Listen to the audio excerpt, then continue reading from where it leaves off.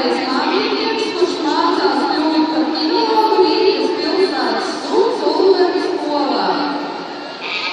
Viņš mums nodemonstrēs, kādam ir jābūt pilnīgi kontrolētam adekvātam pilsētas sunim.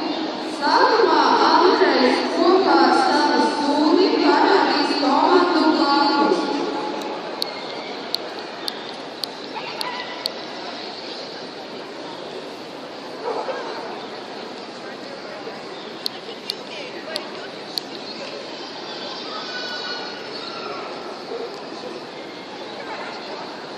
Tagad, pagriežoties pa labi, suns paklausīgi sekos saimniekam. Tāpat, ja pagriežas pa kreisi un apgriežas ap savu asi. Tālāk pieliekot soļus dažādos virzienos, suns vienmēr paliek blakus savam saimniekam.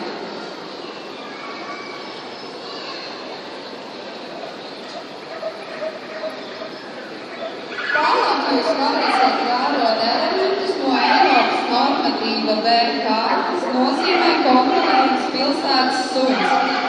Andrejam ejot pa apli, suns iet blakus. Tad Andrejs dod komandu uz sevi, suns paklausīgi apsēžas un paliek, kamēr Andrejs atnāk atpakaļ. Kopā tie turpina savu ceļu.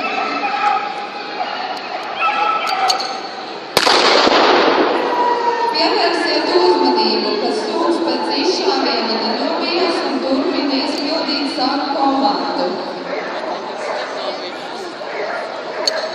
Andrejs atkal dod komandu blakus, turpinot ceļu, un tad liek sunim stāvēt.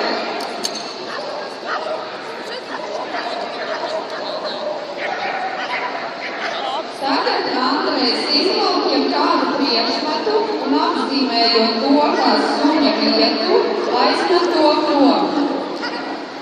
Tad viņš dod komandu un suns iet savā vietā un paliek tur.